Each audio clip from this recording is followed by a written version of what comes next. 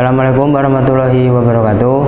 Alhamdulillahirrabbilalamin. Wassalatu wassalamu ala asrofil anbiya wal mursalin Sayyidina wa maulana Muhammadin wa ala alihi washabihi ajma'in, amma ba'du. Yang kami hormati Kepala Madrasah Aliyah Negeri 2 Banyuwangi, Dr. Andes Haji Sairoji MAG beserta jajarannya, dan yang kami hormati seluruh Bapak Ibu guru beserta karyawan yang saya sangat hormati, dan juga beserta teman-teman dan semua sahabat-sahabat maupun kerabat yang ada di MAN 2 Banyuwangi ini yang saya banggakan. Di sini saya akan memperkenalkan diri saya terlebih dahulu. Perkenalkan, nama saya Muhammad Fahri. Saya dari kelas 11 IPA 3, dan di sini saya akan menjelaskan atau memberikan dai tentang pentingnya adab dan hormat kepada orang yang lebih tua. Di sini pasti banyak yang kurang untuk beradab atau menghormati orang tua. Namun kita belum sadar bahwa mereka atau orang tua yang lebih tua dari kita itu harusnya kita hormati, dan kita harus punya adab dengan mereka. Seperti kita bertemu dengan Bapak Ibu guru maupun kita bertemu dengan Bapak Ibu guru waka, kita seharusnya itu salam, kalau enggak ya cuma menyapa. Itu sudah termasuk menghormati dan juga mempunyai adab yang cukup dan bagus. Nah, masih banyak lagi yang harus kita hormati dan harus kita punya adab dengan mereka, yaitu kepada orang tua kita yang berada di rumah, yang selalu membiayai sekolah kita dan kebutuhan kita dan lain-lain. Masih banyak, namun masih banyak orang di luar sana yang tidak bisa menghormati orang tuanya sendiri, malah mereka menelantarkan orang tuanya demi kebutuhan ataupun demi kepentingan yang lain. Namun mereka tidak peduli dengan orang tuanya. Nah, berlaku seperti itulah yang tidak boleh kita contoh. Yang boleh kita contoh itu kita harus punya adab dan menghormati orang yang lebih tua. Yang lebih penting itu orang tua kita sendiri yang telah melahirkan kita, yang telah mengandung kita selama 9 bulan. Dan bagaimana sih caranya kita menghormati atau adab kepada orang tua yang benar itu? Yang pertama, kita kalau bicara dengan orang yang lebih tua atau orang tua kita sendiri, itu kita pakai bahasa yang sopan, bahasa sopan dan santun. Dan kita tidak boleh yang namanya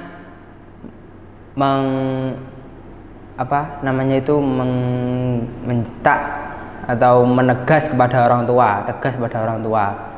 Itu sangat tidak boleh, soalnya itu sudah termasuk membuat hati orang tua itu kecewa. Dan kita seharusnya yang kepada yang lebih tua itu harusnya selalu menghormati dan menyayangi. Yang kedua, ketika orang tua membutuhkan bantuan, kita harus gercep dan kita harus cepat-cepat untuk membantunya. Seperti orang tua kita, ketika orang tua kita kerja dan kita sedang libur sekolah contohnya, nah itu pekerjaan rumah itu kita seharusnya kerjakan dan meringankan beban orang tua. Orang tua sudah bekerja di tempat kerjanya, sudah bekerja di mana-mana untuk menghidupi kita dan membiayai biaya kita untuk sekolah dan lain-lain sebagainya. Kita seharusnya membantu pekerjaan yang ada di rumah, meringankan beban mereka. Dan ketika orang tua datang itu harusnya bagaimana, dan keadaan rumah itu harus gimana. Ketika kita tidak membantu meringankan beban orang tua, kita itu sama saja dengan membebani orang tua kita. Orang tua kita itu sudah bekerja dari pagi sampai sore, namun belum yang ada di rumah itu, pekerjaan yang ada di rumah itu yang mereka harus kerjakan, dan seharusnya kita yang harus mengerjakan itu. Soalnya orang tua kan sudah banyak pekerjaan yang harus dikerjakan, terus dari pekerjaannya itu masih ada tugas yang harus dikerjakan dari rumah, dan masih banyak lagi. Nah, kita seharusnya itu selain kita membantu di rumah, kita membantu pekerjaan yang ada di luar rumah. Contohnya menyapu halaman. Menyapu halaman rumah itu kan biasanya banyak kan pepohonan yang rontok, yang daun-daunnya rontok, runtuh gitu kan banyak. Kita seharusnya itu sapu, menyapu di luar rumah, jangan di dalam rumah aja, di luar rumah juga. Selain kita membantu di rumah, kita juga membantu pekerjaan orang tua juga. Contohnya yang ayahnya bekerja sebagai petani, yang ayahnya bekerja sebagai buruh, itu seharusnya kita bantu. Di sawah itu kan banyak kan tanaman-tanaman yang harus dipanen juga. Nah, kita sebagai anak itu harus membantu pekerjaan orang tua dan meringankan beban orang tua juga, karena itulah jalan satu-satunya yang kita butuhkan untuk meneruskan masa depan nanti. Dan yang ketiga, ketika kita dimintai bantuan oleh orang tua, jangan sampai bilang tidak. Kalau kita bilang tidak, itu sama saja kita sudah durhaka dan tidak patuh atau tidak mengikuti perintah orang tua. Contohnya kita disuruh beli gula dan garam di warung. Seharusnya kita itu menjawab, ya Bu, uangnya mana?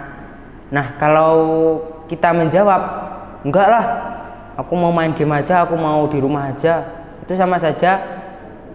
sama saja kalian durhaka dan tidak mau mengikuti perintah orang tua. Sedangkan orang tua kita sendiri itu yang sudah mengajari kita tentang adab, sudah mengajari kita tentang ilmu-ilmu, dan sudah mengajarkan kita tentang sholat, dan sudah mengajarkan kita mengaji. Kita seharusnya itu kalau kata orang itu ya balas budi itu seperti kita sudah dibantu orang dan kita harus membantunya balik. Contoh, kita membutuhkan pulpen ketika ujian, kan banyak kan yang nggak bawa pulpen gitu, masih banyak itu. Terus kalau kan kita pinjam ke temen, nah temen itu udah merelakan minjemin pulpennya kita. Nah, kita itu harusnya ketika sudah dipinjami, kita jangan lupa untuk bilang berterima kasih, karena kalau tidak ada teman-teman kalian itu, pastinya kalian tidak bisa meminjam pulpen. Dan kan masih banyak kan teman-teman yang lain juga, tapi kan ya kalau habis pinjam barang gitu, harusnya kan ya bilang terima kasih gitu. Jangan nggak bilang apa-apa, nanti teman kalian malah nggak mau minjemin lagi malahan. Nah, kita balik ke orang tua lagi. Ketika disuruh beli gula tadi ya dan garam tadi, kita seharusnya itu menjawab iya. Dan yang keempat itu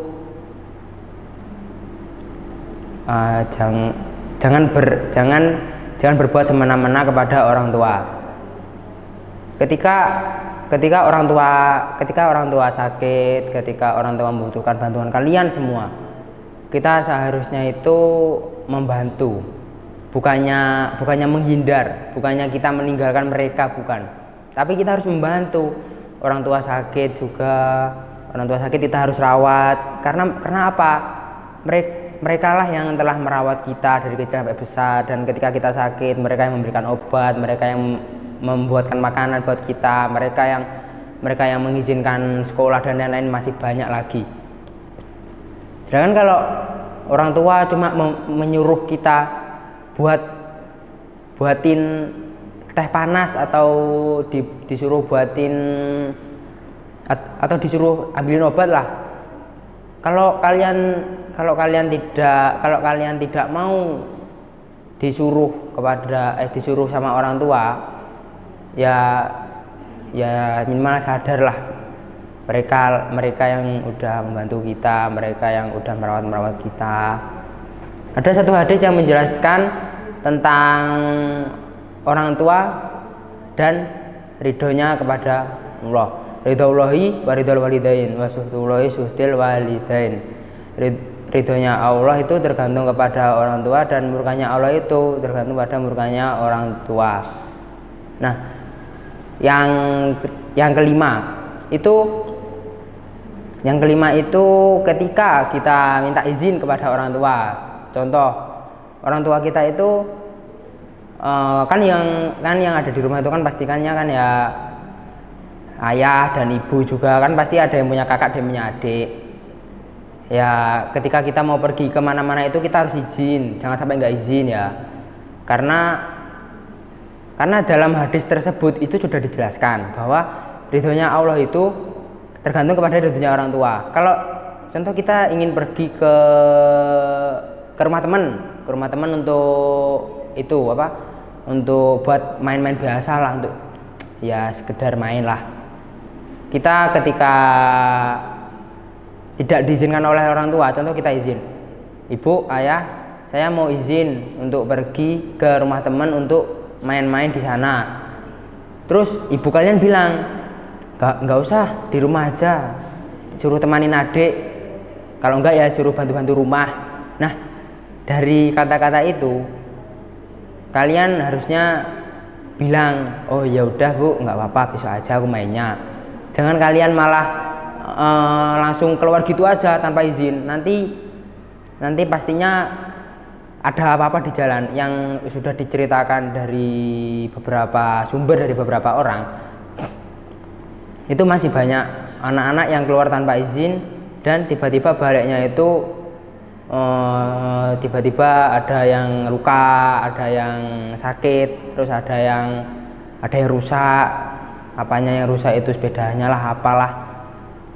Nah, maka sebab itu kita sebagai anak kemana-mana pun kita harus izin kepada orang tua. Itu bukannya masih dinamakan sebagai kekanak-kanakan, bukan, tetapi itu meminta ridho orang tua kita, meminta ridho kepada orang tua kita untuk pergi kemana, untuk mau kemana juga kita kan ya harusnya izin gitu.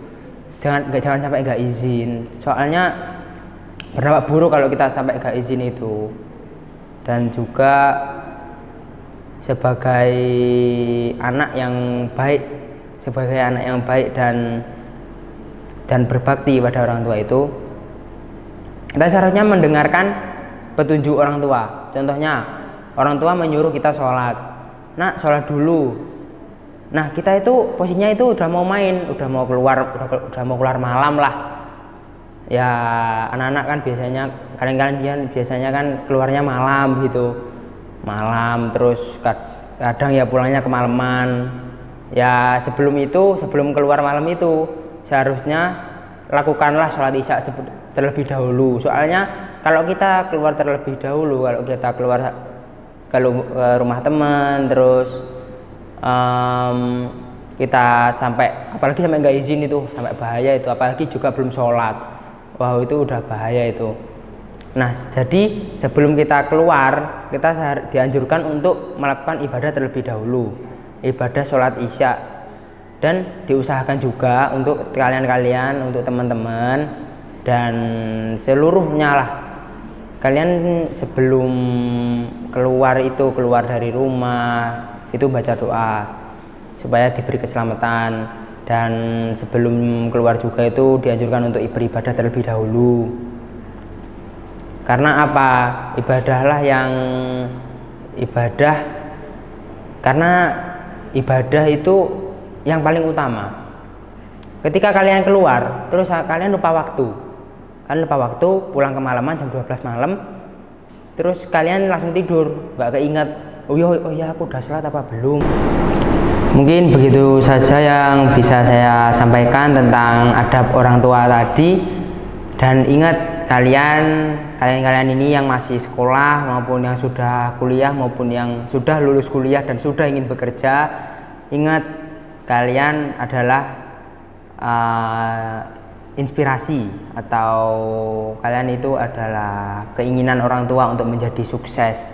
Jadi kalian jangan lupa untuk membalas budi kepada orang tua kalian, dan kalian jangan sampai lupa kepada jasa-jasa orang tua kalian. Dan mungkin begitu saja yang bisa saya sampaikan.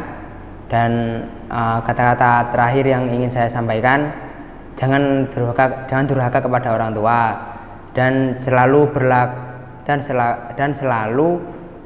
berperilaku baik kepada orang tua kita sendiri maupun kepada orang yang lebih tua yang ada di luaran sana. Mungkin begitu saja yang bisa saya sampaikan. Wali taufiq wal hidayah wal inayah. Wassalamualaikum warahmatullahi wabarakatuh.